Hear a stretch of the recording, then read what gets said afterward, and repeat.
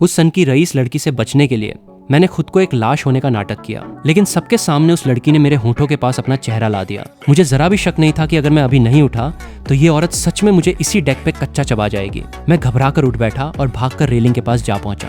मेरे पास मत आना, मैंने उसे धमकी दी कि मैं नीचे कूद जाऊंगा, लेकिन पेई रुयान को पूरा यकीन था कि मैं ऐसा नहीं करूंगा। वो आराम से बोली, या तो मर जाओ या फिर बैठ जाओ। जब मैंने आंखें खोली तो मुझे एहसास हुआ कि मैं एक नीलामी में बिकने वाली चीज बन चुका था। मेरे मन में भागने का ख्याल अभी आया ही था कि सामने एक दूसरे आदमी की बुरी हालत देखकर वो ख्याल भी खत्म हो गया। क्या मैं सच में इन बेरहम लोगों के हाथों में पड़ने वाला था? नीलामी की आवाज लगातार तेज होती जा रही थी। मैं खुद को कांपने से रोक नहीं पा रहा था। अनगिनत गर्म निगाहें मेरे शरीर पर घूम रही थी, जैसे कोई भी हिस्सा उनकी नजरों से बचा ना हो। तभी मुख्य दरवाजा जोर से लात मारकर खोल दिया गया। सभी मेहमान घबराकर पीछे मुड़े। सामने कुछ नकाबपोश काले कपड़ों में हथियार लिए हुए लोग अंदर घुस चुके थे। पूरा हॉल पल भर में अफरा तफरी में बदल गया। मैं मौका देखकर भागने ही वाला था कि अचानक एक भारी चीज आकर मेरे ऊपर जा गिरी। मैंने बड़ी मुश्किल से सिर घुमाकर देखा। वो नीलामी करने वाला आदमी था। मुझे समझ आ गया कि यहाँ से बच निकलने की उम्मीद लगभग खत्म हो चुकी है, इसलिए मैंने फिर से जमीन पर लेटकर मरे होने का नाटक करना शुरू कर दिया। मेरे कानों में गोलियों की आवाज धीरे धीरे कम होने लगी, लेकिन तभी ऊंची एड़ी की जूतियों की आवाज मेरे ठीक सामने आकर अचानक रुक गई। लू परिवार ने मुझे इतना बड़ा तोहफा भेजा है, बताओ मुझे इसका जवाब कैसे देना चाहिए? पेई बहन जो भी करना चाहे मैं बिना किसी शर्त के उनका साथ दूंगा। खूबसूरत तो है, अफसोस। ये बात मुझे काफी पसंद आई। इसका मतलब पेई बहन ने अमेरिका की अपनी सारी जिंदगी छोड़ दी थी और अपनी पहचान छिपाकर अपने असली परिवार को पहचानने के लिए चीन वापस आई थी। लेकिन जहाज से उतरने से पहले ही लू परिवार ने उसे खत्म करने के लिए भाड़े के सैनिक भेज दिए। उसने उन सभी को अकेले ही खत्म कर दिया। वहीं खड़े होकर उनके बारे में बात कर रही थी। पेई बहन सच में बहुत अजीब है। इन लाशों का क्या करें? इस समुद्री इलाके में अक्सर शार्क घूमती रहती हैं। इन्हें समुद्र में फेंक दो, मछलियों को खिला देना। पेई बहन तो दिन ब दिन और भी अजीब होती जा रही हैं। जी।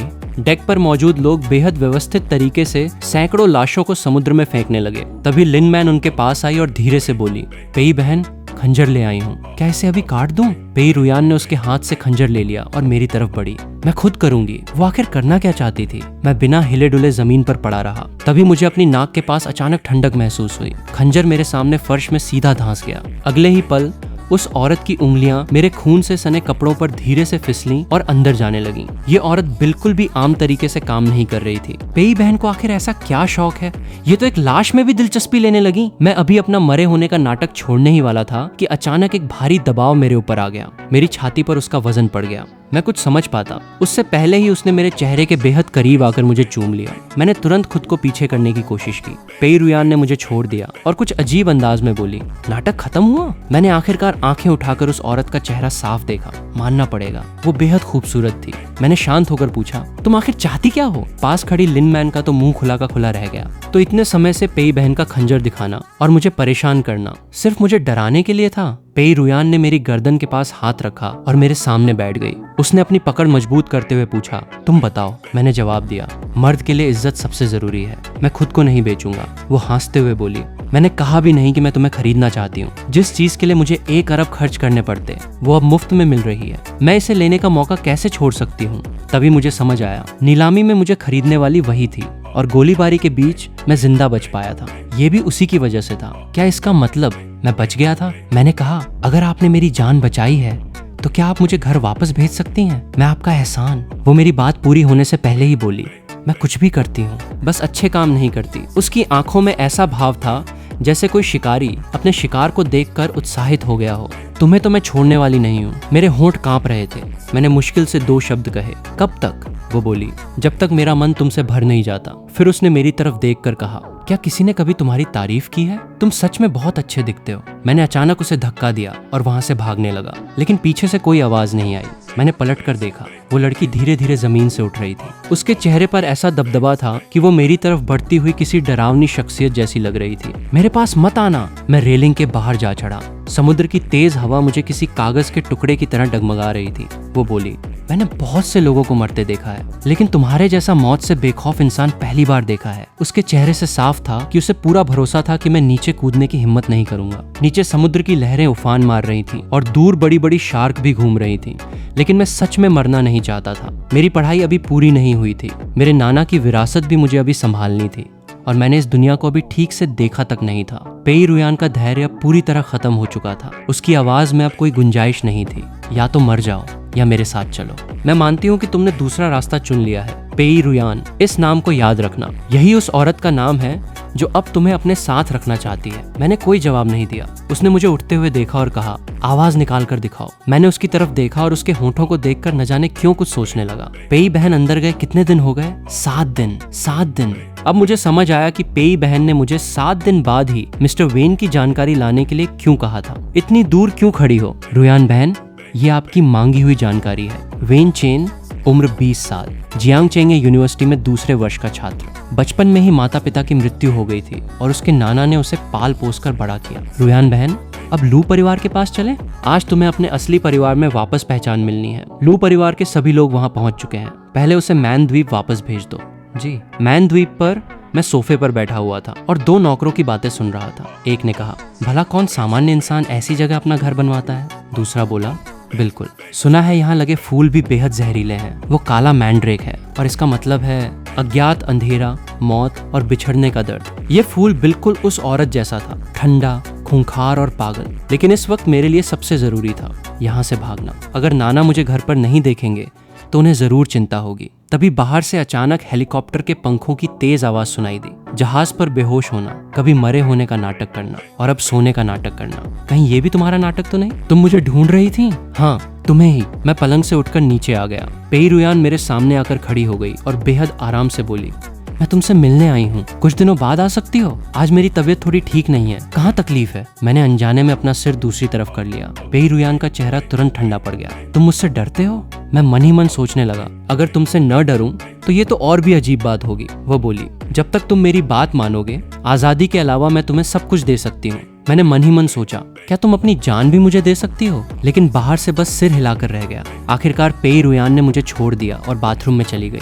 मैं उसे नाराज नहीं कर सकता था, वरना यहाँ से भागने का मेरा मौका और भी कम हो जाता। मैंने राहत की सांस ली और नीचे रसोई में पानी लेने चला गया। लेकिन पानी मुंह तक पहुँचता उससे पहले ही ऊपर से जोरदार धमाके की आवाज आई। उसके तुरंत बाद एक औरत की चीख सुनाई दी, दूर हो जाओ, निकलो यहाँ से। किसने उसे फिर नाराज कर दिया? मैंने तुरंत ग्लास नीचे रखा और सीढ़ियों की तरफ दौड़ा।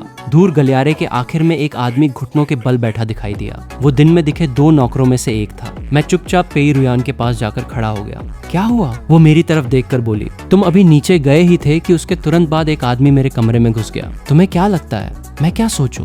वो सच में सोच रही थी कि उस आदमी को मैंने ही भेजा था। मन ही मन मैंने सोचा, मुझ पर तो बहुत भरोसा है। बात बिगड़ने से बचाने के लिए मुझे उसकी थोड़ी तारीफ करनी पड़ी। आपकी खूबसूरती ही ऐसी है, हर कोई आपका ध्यान खींचने के लिए आपके पीछे भागता है। मेरी बात सुनकर पेई रुयान का चेहरा साफ तौर पर नरम पड़ गया। सच में? मैंने जोर जोर से सिर हिलाया। अचानक पेई रुयान मेरे करीब आ गई। तो फिर तुम मेरे पास क्यों नहीं आते? मैं बस अजीब सी मुस्कान के साथ खड़ा रहा। तभी लिन मैन दूसरी मंजिल पर पहुंची, लेकिन माहौल देखकर रुक गई और चुपचाप वहां से निकलने की कोशिश करने लगी। रुको, इस आदमी को नीचे ले जाओ। पेई बड़ी मालकिन, मुझसे गलती हो गई, मुझे माफ कर दीजिए। मैं दोबारा ऐसा नहीं करूंगा, प्लीज। पेई रुयान ने ठंडे स्वर में कहा। मैं, पेई रुयान, किसी को दूसरा मौका नहीं देती। इतना कहते ही वहां पहुंचे सुरक्षा कर्मियों ने उस आदमी को पकड़कर बाहर ले गए। ये औरत सच में बहुत खतरनाक थी। वो नौकर इतने सालों से उसके साथ था, फिर भी उसने बिना किसी झिझक के उसे हटा दिया। अगर किसी दिन उसका मन मुझसे भी भर गया तो मेरा हाल शायद इससे भी बुरा हो सकता था। डर गए? मेरे चेहरे पर डर और गुस्से को दबाने की कोशिश देखकर उसे शायद ये सब मजेदार लग रहा था। वो बोली, तुमने मुझे काफी खुश किया है। अगर तुम मेरी बात मानते रहो तो इस पूरी हवेली में तुम्हारी ही चलेगी। फिर उसने चेतावनी दी, लेकिन तुम भागने की कोशिश भी कर सकते हो। उसका नतीजा ये होगा कि तुम्हें अपने पैरों से हमेशा के लिए हाथ धोना पड़ेगा, समझे?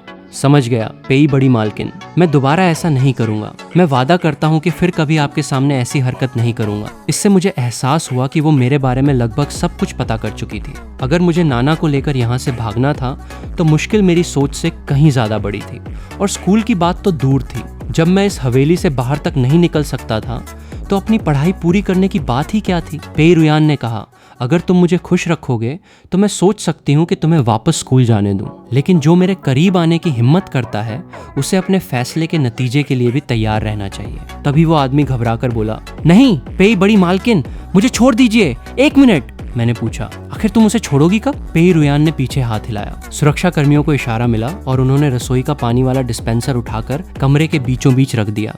मैंने हैरानी से पूछा, इस पानी के डिस्पेंसर में क्या खराबी है? वो आदमी बोला, मिस्टर वेन, हमने इस पानी में बड़ी मात्रा में एक जहरीला रसायन पाया है। इसकी मात्रा सुरक्षित सीमा से 50 गुना ज्यादा है। सीसीटीवी में साफ दिखाई देता है कि आपके नीचे आने से पहले इसी नौकर ने इसे पानी की टंकी में डाला था। मैं हैरान रह गया। उसका मुझसे कोई झगड़ा भी नहीं था, फिर वो मुझे नुकसान क्यों पहुंचाना चाहता था? और अगर गलती से पेई रुयान को ही नुकसान हो जाता तो? अगर उसने मुझे उस वक्त आवाज देकर नहीं रोका होता तो शायद वो पानी मेरे लिए गंभीर खतरा बन चुका होता।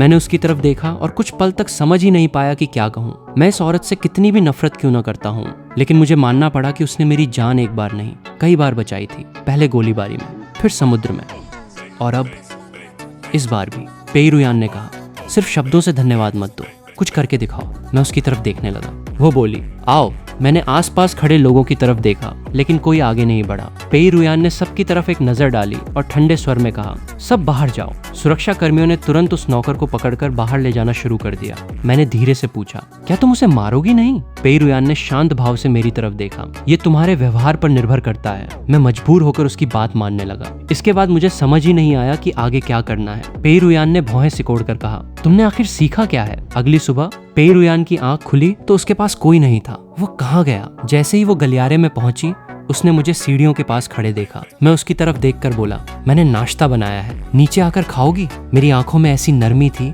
जैसे सुबह की धूप। पेई रुयान ने भी मुझे शक भरी नजरों से देखा। आज सूरज पश्चिम से निकला है क्या? वो नीचे आने ही वाली थी कि उसे एहसास हुआ कि उसने सिर्फ एक बहुत छोटी नाइट ड्रेस पहन रखी थी। रुको! मैंने तुरंत अपनी मुस्कान वापस ले ली। मुझे समझ आ गया, मेरे अचानक गायब होने की चिंता में वो कपड़े पहनना तक भूल गई थी। अगर मैं सच में भाग गया तो शायद वो मुझे आसानी से छोड़ने वाली नहीं थी। मैं वापस रसोई में गया और एक एक करके नाश्ता टेबल पर रख दिया। पेई रुयान ने मेरी तरफ देखकर पूछा, क्या तुमने कुछ गलत किया है? मैंने आराम से दूध का एक घूंट लिया। मैंने ऐसा क्या गलत किया है? उसकी नजर मेरे हाथ में रखे दूध के गिलास पर पड़ी। उसने गिलास उठाया और पूरा दूध पी गई। मैंने हैरानी से पूछा, तुम्हारे पास अपना नहीं है? मेरा क्यों पी रही हो? पेई रुयान मुस्कुरा दी। उसने गिलास नीचे रखा और मेरी तरफ हाथ बढ़ाकर मेरे होंठ के पास लगा दूध साफ कर दिया। फिर अपनी उंगली को देखकर वो ऐसे मुस्कुराई जैसे उसे कोई खास स्वाद मिल गया हो। मैं तुरंत समझ गया कि वो क्या कर रही है। मेरी हालत अजीब हो गई और मैंने जल्दी से हाथ से अपना मुंह साफ कर लिया। वो मुस्कुरा कर बोली, इतनी मेहनत से मुझे खुश करने की कोशिश कर रहे हो,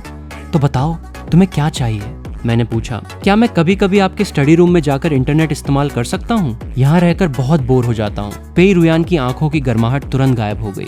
मेरे साथ रहना तुम्हें इतना बोरिंग लगता है? मुझे लगता है तुम्हारे पास करने को कुछ ज्यादा नहीं है। फिर उसने कहा, पहले ठीक से खाना खाओ, आज रात मैं तुम्हारा इंतजार करूंगी। वो आराम से अपने हाथ में पकड़ी टोस्ट की स्लाइस खाने लगी। उस पर लगा चीज उसकी उंगली पर लग गया। उसने मेरी तरफ देखते हुए अपनी उंगली से वो चीज हटा लिया। मैं उसे देख रहा था और मुझे लगने लगा कि उसकी नजरों में मैं भी उसी चीज जैसा ही कोई शिकार हूँ। मेरा दिल बैठ गया। लेकिन अच्छी बात यह थी कि आखिरकार मुझे इंटरनेट इस्तेमाल करने की इजाजत मिल गई। मैंने कंप्यूटर खोला और इस द्वीप से जुड़ी जानकारी खोजना शुरू कर दिया। तभी मुझे एक नाम दिखाई दिया, लू परिवार की बड़ी बेटी लू शियाओ। क्या यही वो पेई रुयान थी जिसे मैं जानता था? दक्षिणी इलाके की सबसे बड़ी लू परिवार दक्षिण पूर्व एशिया से उभर कर आया एक ऐसा खानदान है जो कभी वहाँ के बड़े परिवारों में सबसे ऊपर माना जाता था। 3 पीढ़ियों तक सत्ता संभालने वाले लोगों की कोशिशों के बाद ही इस परिवार ने धीरे धीरे अपनी पुरानी छवि को साफ किया। पेई रुयान मौजूदा मुखिया लू छिंगचांग की हाल ही में पहचानी गई बड़ी बेटी है। उसकी जैविक माँ के बारे में कोई जानकारी नहीं है। लू छिंगचांग की कुल 3 पत्नियां हैं।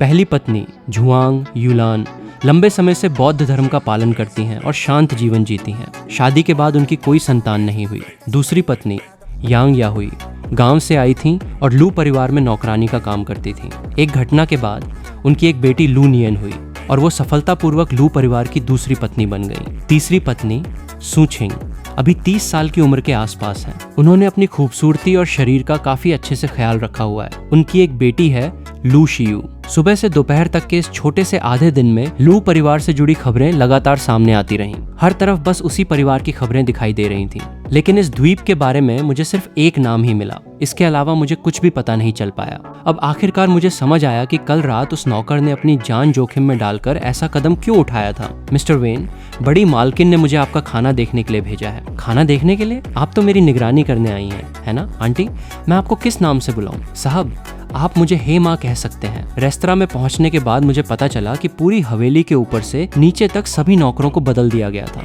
अब वहाँ लगभग 50 साल की उम्र वाली महिलाएं ही काम कर रही थीं। मैंने मन ही मन सोचा, पेई रुयान जैसी दिखने वाली औरत के सामने 50 साल की उम्र काफी है क्या? 80 साल की उम्र भी शायद कम पड़ेगी। इस बदलाव का फायदा उठाते हुए कुछ ही देर में तरह तरह के स्वादिष्ट व्यंजन एक के बाद एक मेज पर आने लगे। खाना इतना ज्यादा था कि एक इंसान के लिए उसे पूरा करना लगभग नामुमकिन था। मैंने हे माँ की तरफ देखकर पूछा, हे माँ, आपने खाना खा लिया है? अगर नहीं खाया तो मेरे साथ बैठकर खा लीजिए। नहीं नहीं, ऐसा कैसे हो सकता है साहब, आप खुद खाइए। मैंने ज्यादा जोर नहीं दिया और चॉपस्टिक उठाकर खाना शुरू कर दिया। साथ ही मैं धीरे धीरे उससे जानकारी लेने लगा। हे माँ, आप ये काम कितने समय से कर रही हैं? हे माँ थोड़ी झिझकी और हल्की सी मुस्कान के साथ बोली, मैंने तो इसी साल से काम शुरू किया है। अच्छा, मैं तो सोच रहा था कि हे माँ को लू परिवार के कुछ छिपे हुए राज और अंदर की बातें पता होंगी। शायद उनसे मुझे उस पागल औरत के बारे में भी कुछ और जानकारी मिल जाए। तभी हे माँ ने पूछा, साहब को गाजर पसंद है? मैंने तुरंत कहा, मैं ऐसा नहीं कह सकता कि मुझे पसंद नहीं है। मन ही मन मैंने सोचा,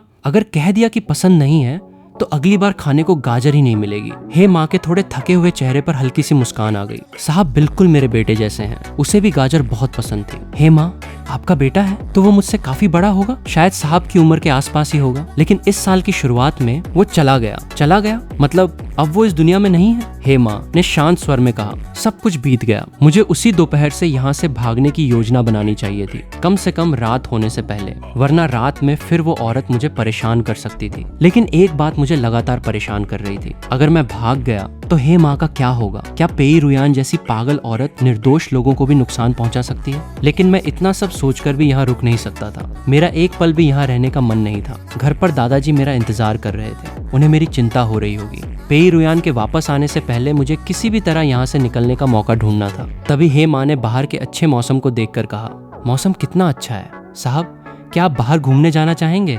मैंने हैरानी से पूछा, क्या मैनेजर ने आपको नहीं बताया कि मुझे घर से बाहर जाने की इजाजत नहीं है? बताया तो है, लेकिन साहब आप हमेशा घर के अंदर थोड़े ही रह सकते हैं, ज्यादा देर तक अंदर रहेंगे तो बोर हो जाएंगे। मैं मन ही मन सोचने लगा, इतनी अच्छी बात, कहीं ऐसा तो नहीं कि पेई रुयान अचानक बदल गई है और उसने जानबूझकर ये मौका दिया है बाहर